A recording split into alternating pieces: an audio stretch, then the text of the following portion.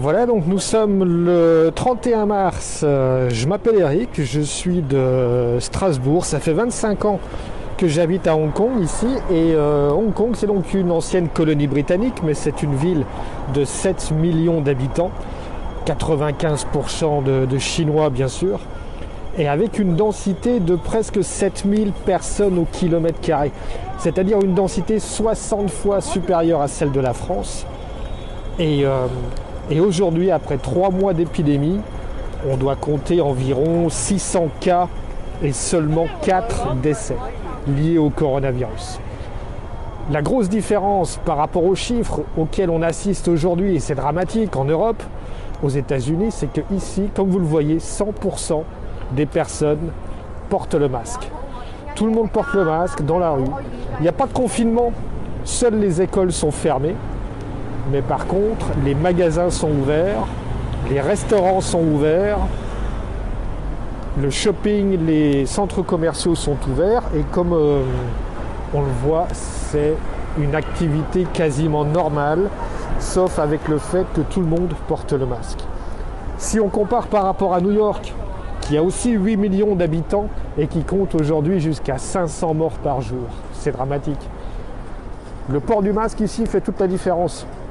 Parce qu'on voit que sans obligation légale, sans avoir forcément de contrôle policier à tous les coins de rue, c'est machinalement que les gens sortent de chez eux, sortent du bureau, vont faire leurs courses ou sortent tout simplement avec le masque en permanence.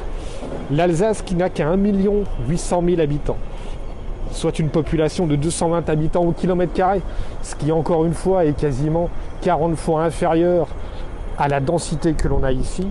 On compte aujourd'hui presque 500 morts à la fin du mois de mars. Ici, on est à 4 décès en 3 mois. Cette différence de chiffres est vraiment impressionnante, surtout pour moi qui vis à Hong Kong, qui suis alsacien d'origine et de cœur, et de voir à quel point en Alsace, la situation est compliquée, la situation est tendue, la situation est difficile. Alors qu'il semblerait que le simple fait de porter le masque puisse déjà vraiment être le premier geste barrière. Au niveau collectif, ça fait toute la différence. Parce que si tout le monde porte le masque, on voit que du coup, les personnes qui sont contaminées ou qui sont porteurs du virus vont le porter forcément. Et ce sont ces gens-là qui vont limiter la progression du virus et la contamination.